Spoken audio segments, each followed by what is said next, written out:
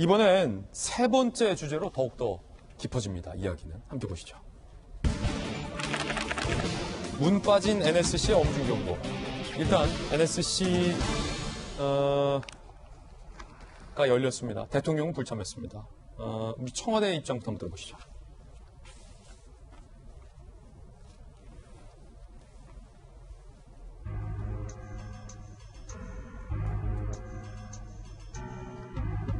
NSC 불참한 문재인 대통령. 어제 오후 2시 50분쯤 북한의 도발이 관측됐다. 오후 3시 30분 개성에서 폭파 속보가 전해졌고 대통령은 오후 3시에 예정된 캐나다 이집트 등 5국의 신임대사 신임장 수여식을 진행했습니다. 오후 5시 5분부터 정용 국가안보실장 주재 NSC 회의. 대통령은 참여하지 않았고요. 작년 3월부터 1년 3개월가량 전체 회의를 주재한 바는 없습니다. 대통령은 NSC에 불참을 했고요. 서호 남북공동연락사무소장은 이렇게 경고를 했습니다. 전례를 찾을 수 없는 비상식적이고 있어서는 안 될 행위로 이에 깊은 유감을 표하고 강력히 항의한다. 우리 국민뿐만 아니라 전 세계를 경악시켰다. 북측은 이번 행동에 대해 응분의 책임을 져야 할 것이다.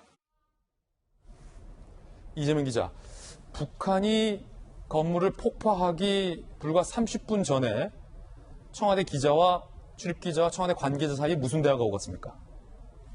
그러니까 그 당시만 하더라도 폭파 사실을 전혀 알지 못했고 사실 당시는 기자들도 군 당국은 폭파 준비라고 했다는 걸 알았다지만 기자는 전혀 몰랐죠. 예. 그리고 그렇게 빨리 북한 행동이 연결될 줄 몰랐기 때문에 다음에 이제 청와대 대응 그리고 문재인 대통령의 생각을 물어봤을 때 그러면서 이제 기자가 먼저 물어봤습니다. 문재인 대통령이 지난번에 4차 남북 정상회담을 제안했었는데 여전히 유효하냐? 거기서 청와대 관계자가 여전히 유효하다 이렇게 얘기를 했죠. 북한이 건물 폭파시키기 30분 전에 청와대 관계자가 정상회담 그렇죠. 얘기를 했다고요? 그렇죠.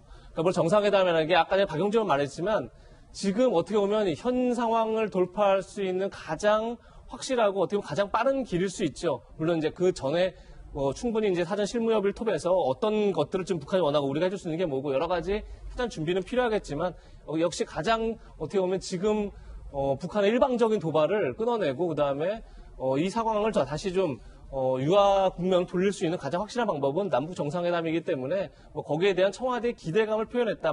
그 자체를 문제삼을 수는 없을 것 같습니다. 다만 이제 지금 앞서서 얘기했지만 과연 이제 북한이 여기서 끝나지 않을 건 분명해 보이고 그리고 그래서 지금 일각에서는 이제 개성공단을 이미 이제 공격했기 때문에 다음은 금강산 관광지구 아니냐 이런 얘기도 있고 그다음 비무장 지대 내에서 국내 군사 행동을 통해서 무력 시위를 통해서 도발을 통해서 군사 합의를 무력화시킬 게 거의 틀림없어 보이는데 그럴 때마다 과연 청와대가 적절한 대응, 적절한 수위의 조치를 해야 할 텐데 그런데 어제 사례를 봤을 때 과연 그렇게 할 수 있느냐 이런 의구심이 드는 것 또한 분명한 사실인 것 같습니다. 그렇군요. 그런가 하면 통일부 김현철 장관의 이 대응도 논란이 되고 있습니다. 폭파 소식 전해지자 뭐라고 얘기했을까요? 추정하기로는 군 당국은 개성공단 내에 있는 연락사무소가 완파된 게 아닌가라는 추정이 있다고 합니다. 상황 파악 혹시 되시고 보고받으신 거 있으신지요? 예, 일단 예고가 된 부분들이기 때문에 여기 와 있는 상황 동안에 벌어진 일이기 때문에 조금 더 정확한 상황을 확인해 봐야 될 것 같습니다.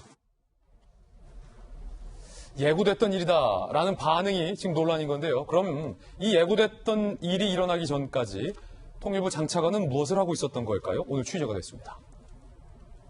폭파 직전까지 대북전단 막기에 열중했습니다. 통일부의 안일한 대응이 논란입니다. 김현철 통일부 장관, 대북전단 방지 미흡에 공감하다 폭파 소식이 전해지기 전까지 국회에서 이런 얘기하고 있었습니다. 폭파 뒤엔 예고된 것이다 라고 들으신 것처럼 이야기를 했고요. 차관은요, 북한이 연락사무소 폭파 준비 감행 중이던 어제 오전 현장 점검차 인천 강호군 송모도를 방문했습니다. 경찰들을 만나서 대북전단을 막는데 최선을 다해달라라고 대북전단이 북으로 날아가지 않게끔 통일부 장차관은 최선을 다하고 있었습니다. 의원님. 네. 참 저 얘기 들으니까 그 말 생각나는데요. 정말 자는데 봉창 두드리는 소리입니다, 저게. 제가 왜 이런 옛말까지 쓰냐면 지금 삐라 갖고서 북한이 얘기하는 게 아니잖아요.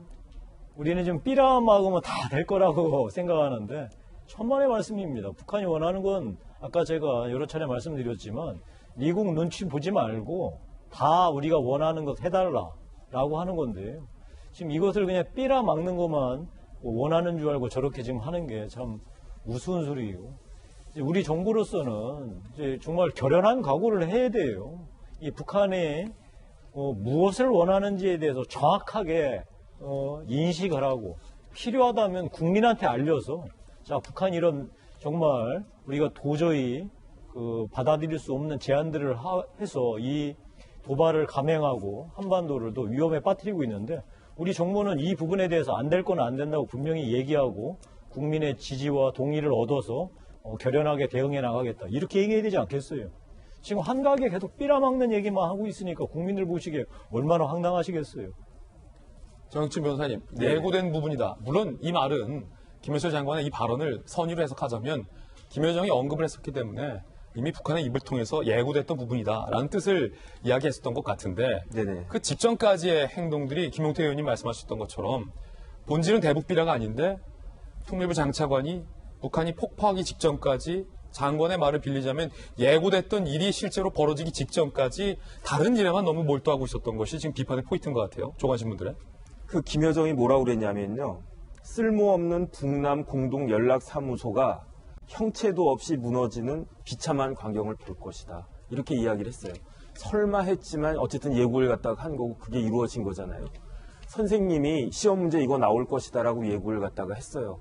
나올 줄 알았죠. 그런데 나왔는데 못 푼 거예요. 그리고 나서 뒤늦게 틀려놓고 이거 나올 줄 알았는데 이렇게 이야기한 것과 무슨 차이가 있겠습니까? 그런데 이거는 일개 그냥 학생이 하는 이야기가 아니고 우리나라 장관이 하신 말씀이잖아요. 장관은 그런 이야기 하지 말라고 그 자리에 장관 자리에 앉혀놨는데 그런 이야기 할 거면 뭐 절에도 가가지고 통일부 장관 시켜도 저런 이야기 누가 못하겠습니까? 여기는 어떤 사람이라도 다 그런 이야기를 갖다 할 수 있는 거니까 그건 굉장히 뭐라고 그럴까 국민들한테 오히려 더 황당한 그런 느낌을 갖다 주는 것이 아닌가 그런 생각이 드네요. 김승희 박사님.